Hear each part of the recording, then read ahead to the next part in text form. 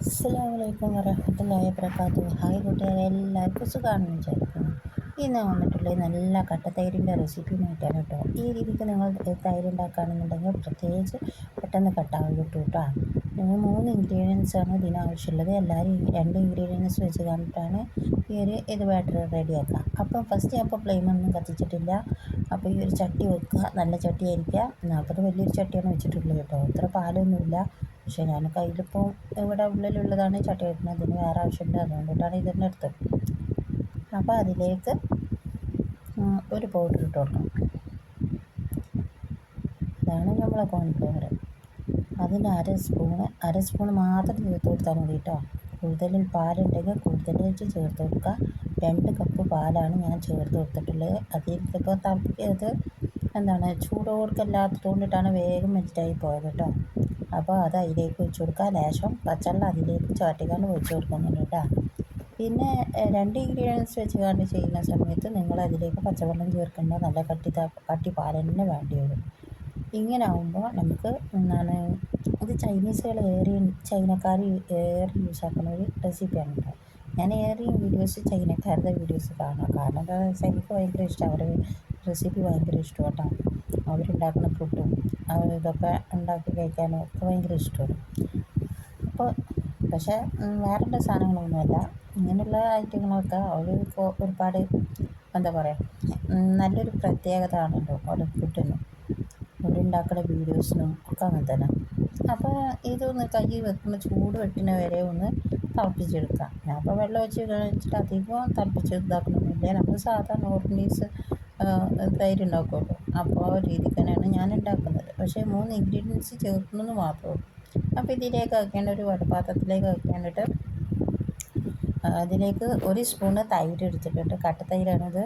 അതിലേക്ക് 2 സ്പൂണോ 1 സ്പൂണോ പാൽ ഒഴിച്ചിട്ടാണ് നന്നായിട്ട് മിക്സ് ചെയ്തതിന് ശേഷം മാത്രം അതിലേക്ക് ചേർത്ത് കൊടുക്കുക.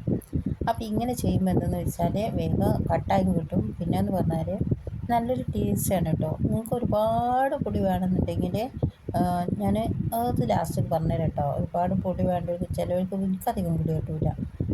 ഞാൻ എൻ്റെ ഒരു കാര്യം പറയണത്. അപ്പോൾ അത് അതിനനുസരിച്ച് ചെയ്ത് വെച്ചാൽ മതി. ഇതിപ്പോൾ നന്നായിട്ട് മിക്സ് ചെയ്തിട്ടാണ്ട് ഇതിലേക്ക് ചേർത്ത് കൊടുക്കുക. നല്ല ടേസ്റ്റാണ് ഈ ഒരു പൊടി തൈര് കഴിക്കാനായിട്ട്. അപ്പോൾ നമുക്ക് ബട്ടർ മിൽക്കൊക്കെ ഉണ്ടാക്കുമ്പോൾ എന്താണെന്ന് വെച്ചാൽ നമുക്ക് കേക്കോ സാധനങ്ങളൊക്കെ ഉണ്ടാക്കുമ്പോൾ ഈ ഒരു യോഗട്ടിൽ വെച്ച് നമുക്ക് ചെയ്തെടുക്കാം. ഇങ്ങനെ യോഗട്ടും തൈരും ഒക്കെ ഉണ്ടാക്കുകയാണെന്നുണ്ടെങ്കിൽ നല്ലൊരു രീതിയായിരിക്കും കേട്ടോ. പിന്നെയും പല സൈസും ഉണ്ട്, അതൊക്കെ ഞാൻ പിന്നെ കാണിച്ചു തരാം. അപ്പോൾ ഇന്നിപ്പോൾ ഈ രീതിക്ക് പോട്ടെ. അപ്പോൾ ഇതല്ലാതെ തൈര് ഇനിയിപ്പോൾ ഉറവിക്കാൻ തൈര് ഇല്ലയെന്ന് വിചാരിച്ചാൽ വിഷമിച്ചിരിക്കുന്നു. വേണ്ട, തൈര് ഇല്ലെങ്കിൽ നമുക്ക് സാധനം ഉണ്ടാക്കാൻ പറ്റും. അപ്പോൾ ഇന്നിപ്പോൾ ഇതുപോലെ ആക്കിയിട്ട് ചെയ്തെടുക്കുക. അത് നന്നായിട്ട് ഒന്ന് കാറ്റത്ത് വെച്ചതൊന്ന് നമ്മൾ വിരൽ മുക്കാൻ വേണ്ടിയിട്ട് ഒരു ചൂട്ടിലാക്കിയിട്ടാണ് ചെയ്തെടുക്കുന്നത്. ഇനി ഏത് പാത്രത്തിലാണോ നിങ്ങൾ സെറ്റ് ചെയ്യുന്നത് ആ പാത്രത്തിലേക്ക് ഒഴിച്ച് കൊടുക്കുക കേട്ടോ. അപ്പോൾ ഇതുപോലെ ഒരു